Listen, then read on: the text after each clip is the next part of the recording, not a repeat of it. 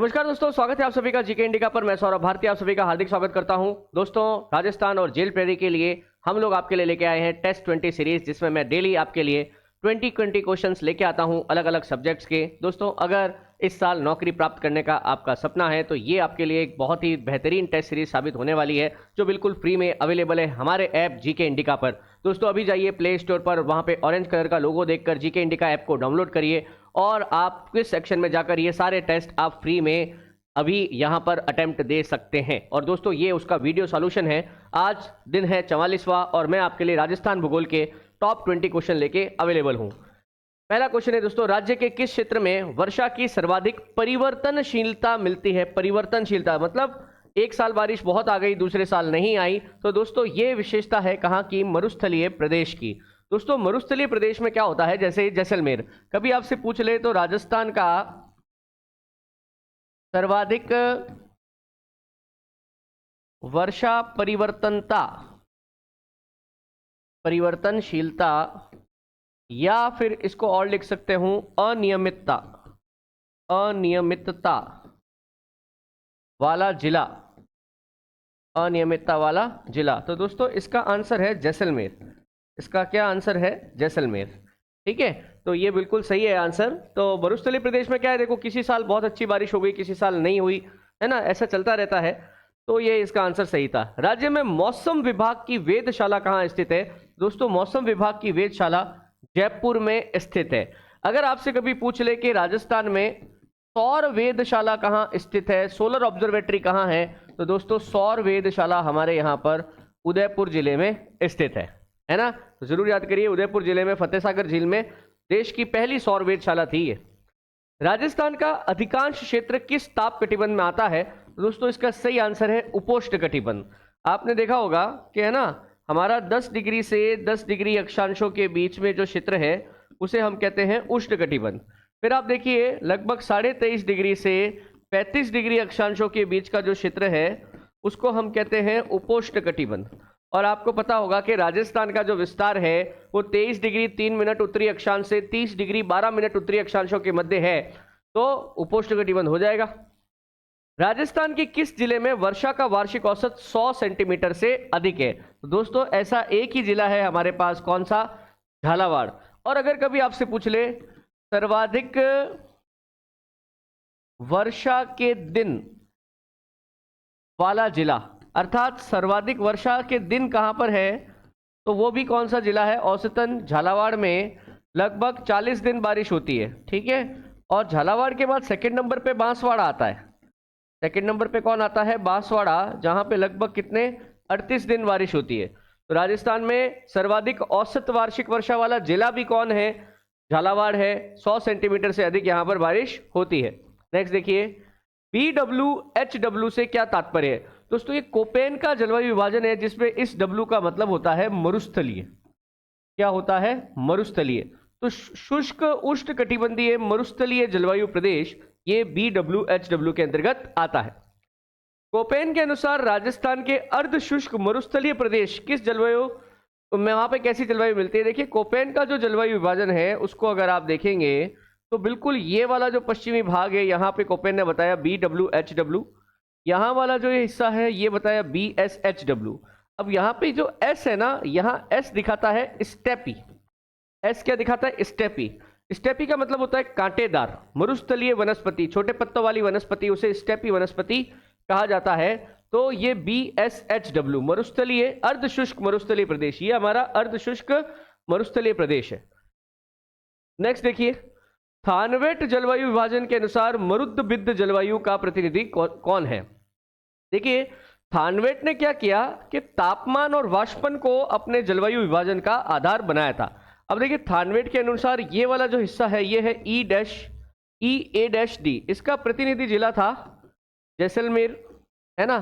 फिर थानवेट ने बताया ये, है ना, DB-W, इसका प्रतिनिधि जिला थानवेट ने बताया था कौन सा? बीकानेर।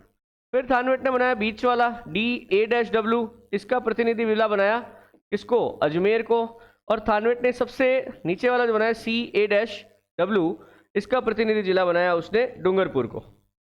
ठीक है, तो कुल मिला के ये जो कह रहे हैं ना मरुद्भिद जलवायु, अब मरुद्भिद जलवायु क्या होती है, जहां पे मरुद्भिद वनस्पति यानी कि छोटी कांटेदार वनस्पति पाई जाती है, और वो आएगी यहां पर। क्यों? देखो ये वाला जो हिस्सा है ये तो मरुस्थलीय हिस्सा है, यहां पर तो वनस्पति का पूर्णतया अभाव है। ये हिस्सा जो है यहाँ पर मानसूनी वनस्पति, पतझड़ वनस्पति पाई जाती है, और यहाँ पर उष्णकटिबंधीय वनस्पति पाई जाती है। तो दोस्तों ये ऊपर वाला जो हिस्सा है इसका प्रतिनिधि जिला कौन था? बीकानेर था। तो इसका सही आंसर हो जाएगा बीकानेर। तिवारथा के जलवायु वर्गीकरण के अनुसार राजस्थान के पूर्वी भाग में किस प्रकार की जलवायु मिलती है? तो देखिए तिवारथा का जो वर्गीकरण है ना, अब तिवारथा का वर्गीकरण जो है वो इस प्रकार से है। तिवारथा ने क्या करा, एक हिस्सा तो ऐसे बनाया यहां पर, और फिर एक हिस्सा इसने पूरा ऐसे बना दिया तिवारथा ने। तो तिवारथा के वर्गीकरण के कारण यहां पर जो है ये CAW, यहां पर A जो है ये रिप्रेजेंट करता है मध्यम ताप को, जबकि यहां पर था BWH, यहां था BSH, और यहां पे था AW। ये इस तरीके से इन्होंने किया था, है ना। तो बेसिकली हमारे कहने का मतलब है कि पूर्वी मैदानी भाग में कैसी जलवायु मिलेगी? CAW, है ना, मैदानी जलवायु। फिर देखिए बूंदी और टोंक जिले में किस प्रकार की जलवायु के अंतर्गत आते हैं?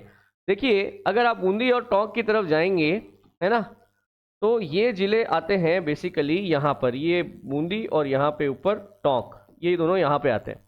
अब अरावली पर्वतमाला के हिसाब से चले अपन, तो ये वाला जो पूरा हिस्सा है ना, ये 25 सेंटीमीटर वर्षा, इसके अरावली के सहारे 50 सेंटीमीटर वर्षा, अरावली के इस तरफ लगभग 60 सेंटीमीटर वर्षा, है ना, और इधर जो है ये 80 सेंटीमीटर वर्षा।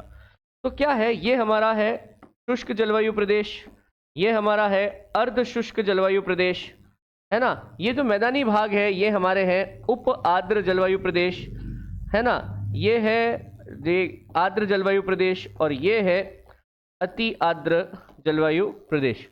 तो बेसिकली बूंदी और टोंक जिले जो हैं उपाद्र और आर्द्र के बीच में आते हैं, तो इसमें हम ले सकते हैं क्या? आर्द्र जलवायु प्रदेश के अंतर्गत आते हैं। नेक्स्ट देखिए, निम्न में से किस जलवायु प्रदेश में स्टेपी प्रकार की वनस्पति मिलती है? अभी थोड़ी देर पहले हमारी चर्चा हुई थी। स्टेपी प्रकार की वनस्पति होती है जहां पर कांटेदार छोटी पत्तियों वाली अर्धशुष्क हमारे मरुस्थल में जो वनस्पति मिलती है। सवाना तुल्य घास के मैदान और मानसूनी पतझड़ वन किस प्रकार के जलवायु प्रदेश में मिलेंगे? तो दोस्तों सवाना तुल्य, और जहां सवाना शब्द आ जाए ना, इसका मतलब होता है उष्णकटिबंध। जितना ज्यादा आप कर्क रेखा या मकर रेखा के पास में होंगे, है ना, कर्क मकर रेखा और मकर रेखा के या तो बीच में हो या उसके बिल्कुल नजदीक हो, तो वहां पे आपको सवाना तुल्य घास के मैदान मिलेंगे। और राजस्थान में सबसे नजदीकी डूंगरपुर और बांसवाड़ा वाले जिले हैं जहां पर AW जलवायु मिलती है। भारतीय मौसम विभाग द्वारा प्रस्तुत वर्गीकरण में राजस्थान को कितने जलवायु प्रदेश में बांटा गया है? ये भी पीछे बताया था मैंने आपको, है ना, कौन कौन से बताए थे मैंने आपको? शुष्क, अर्धशुष्क, उपाद्र, आर्द्र और अति आर्द्र, है ना, ये यहां पर मिलते हैं। तो 5 जलवायु प्रदेश हो जाएंगे ये, बिल्कुल ठीक है। राजस्थान में सर्वाधिक आंधियों वाला जिला कौन सा है? तो राजस्थान में सर्वाधिक आंधियों वाले जिले हैं गंगानगर, बीकानेर और जैसलमेर, है ना। वैसे सर्वाधिक आंधियों वाला जिला, सर्वाधिक आंधियों वाला जिला कभी आपसे पूछ ले तो वो कौन सा है? गंगानगर। और गंगानगर में सामान्यतः आंधियों आने का औसत दिन कितने हैं? 27 दिन। 27 दिन लगभग यहाँ पर आंधियां आती हैं। कर्क रेखा पर सूर्य लंबवत कब चमकता है? देखिए अगर मैं आपको ये इस तरीके से करके बताऊं, ये हमारी भूमध्य रेखा है। तो भूमध्य रेखा पर दोस्तों साल में दो बार सूर्य की किरणें सीधी पड़ती हैं। तो एक तो आ जाता है इसमें 21 मार्च, 21 या 22 मार्च ले सकते हो आप, और दूसरा ले सकते हो 23 सितंबर। 2 दिन यहाँ पर कर्क रेखा पर सूर्य की किरणें बिल्कुल सीधी पड़ती है। इसके अलावा देखिए जब आप कर्क रेखा की बात करोगे तो यहाँ पर ये दिन है 21 जून का, जबकि मकर रेखा पर अगर आप बात करोगे 23.5 डिग्री दक्षिणी अक्षांश पर, तो ये दिन है 22 दिसंबर, है ना। तो इसको ध्यान रखना, आपके भूमध्य रेखा पर सूर्य की किरणें कब सीधी पड़ती है? 21-22 मार्च या फिर 23 सितंबर, जबकि कर्क रेखा पर 21 जून और मकर रेखा पर 23 सितंबर को। तो दोस्तों इसने कर्क रेखा के बारे में पूछा था, तो कर्क रेखा पर हम क्या लिख देंगे? 21 जून। ये भी याद रख सकते हैं 21 जून को हमारा योग दिवस भी मनाया जाता है, क्योंकि 21 जून उत्तरी गोलार्ध का सबसे लंबा और सबसे गर्म दिन होता है। मकर रेखा पर सूर्य की किरणें कब सीधी पड़ती है, अभी पीछे बताया मैंने आपको। तो मकर रेखा पर सूर्य की किरणें 22 दिसंबर को बिल्कुल सीधी पड़ेंगी। और 22 दिसंबर दोस्तों उत्तरी गोलार्ध का सबसे छोटा और सबसे ठंडा दिन होता है, यानी कि 22 दिसंबर को उत्तरी गोलार्ध में रातें बहुत लंबी होंगी और ठंडी होंगी, दिन पूरा ठंडा रहेगा। न्यूनतम दैनिक तापांतर वाला, दैनिक तापांतर का अर्थ होता है दिन व रात का तापमान, दिन व रात का तापमान, है ना, दिन और रात का तापमान। तो सर्वाधिक दैनिक तापांतर वाला जिला है दोस्तों, दिन और रात के तापमान में जहां सबसे ज्यादा अंतर होता है तो वो है जैसलमेर। ओके, और अगर सर्वाधिक वार्षिक तापांतर में आपसे बोलूं, सर्वाधिक वार्षिक तापांतर वाला जिला, वार्षिक तापांतर वाला जिला, तो फिर आपको इसका आंसर देना पड़ेगा क्या, चुरू। अगर शब्द हो वार्षिक तापांतर तब तो क्या होगा, चुरू। शब्द हो दैनिक तापांतर तो क्या होगा, जैसलमेर। नेक्स्ट आइए, राज्य में सर्वाधिक वार्षिक तापांतर वाला जिला कौन सा है, अभी पीछे मैंने आपको बताया चुरू, यानी कि चुरू, चुरू से एक राज्य का सबसे गर्म व ठंडा जिला, तो इसका भी आंसर दोस्तों क्या है, इसका भी आंसर चुरू है। राज्य का सबसे गर्म और ठंडा जिला कौन सा है, चुरू है। निम्न में से कौन से कारक राजस्थान की जलवायु को प्रभावित करते हैं, तो देखिए अरावली पर्वतमाला की स्थिति, बिल्कुल सही बात है। अरावली पर्वतमाला मानसून के बिल्कुल समानांतर है, यही कारण है कि पश्चिमी राजस्थान वृष्टि छाया प्रदेश में आ जाता है।